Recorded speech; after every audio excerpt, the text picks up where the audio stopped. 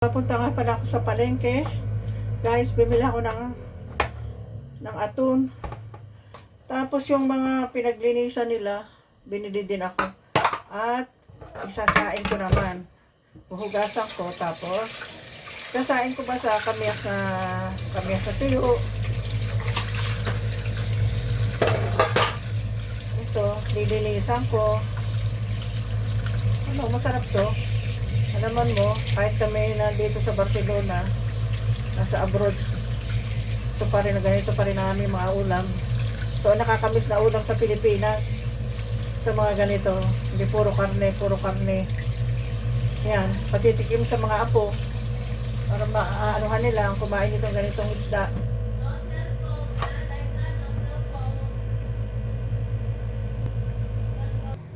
Yan, ito na yung aton. Hinugasan ko ng ayos, tapos sain ko sa kamyas sa tuyo. Sana kung may gata ay wala na akong time para bumili ng gata. Sain ko na lang sa kamyas sa tuyo. Tapos ilagyan ko ng sibuyas, bawang,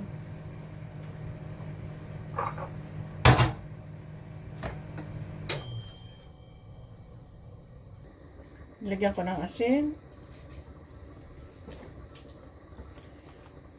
Masarap ito pang saing sa kamyas. Ito, ulo ng aton.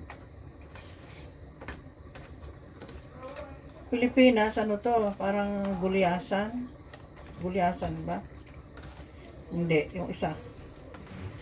Pero malaki ito sa tulingan eh. Yan. Ito yon. Parang nakakamiss na kasi kumain ng ganitong. Kasi pag umuwi kami ng Pilipinas, talaga ito muna aking pinupuntahan. Binibili ko talaga yan. Hindi yata kasi sa kaldero ko.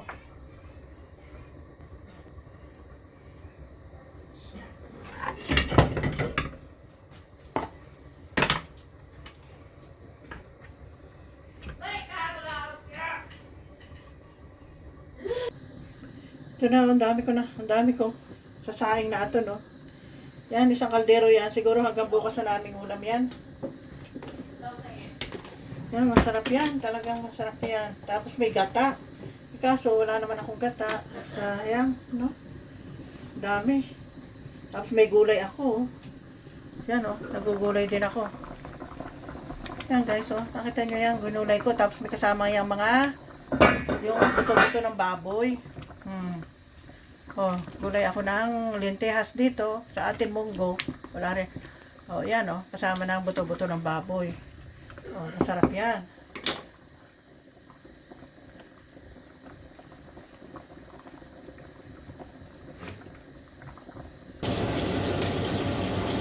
Ito yung munggo. May kasama siyang buto-buto tapos sinaing na isda na aton. Ito din yung sinaing na aton. Yan, kumukulo na oh. Dami sa kaldero. Yan ang pananghalian. Sarap na pananghalian. Oh no.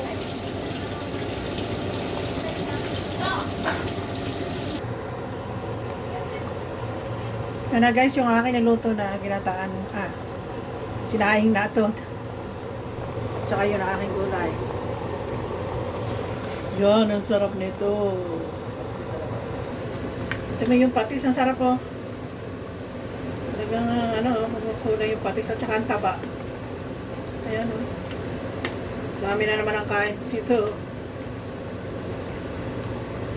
Wow, isang kalderong kanin ang aking niluto. Ayan.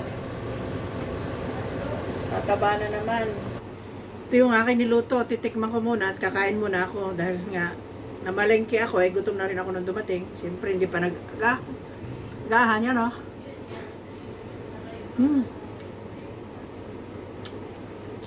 Tapos nakabili nga ako ng buto-buto. Nilagay ko sa gulay. Gulay na munggo. Sarap. Grabe.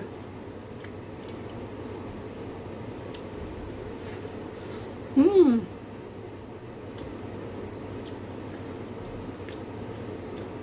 Yung isda. Halaga naman.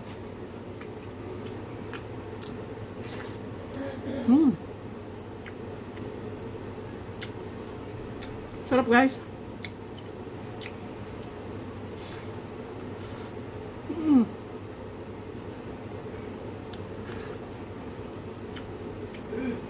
Sarap kumain. Ano walang trabaho? Sarap kumain. Kaya pa akong trabaho.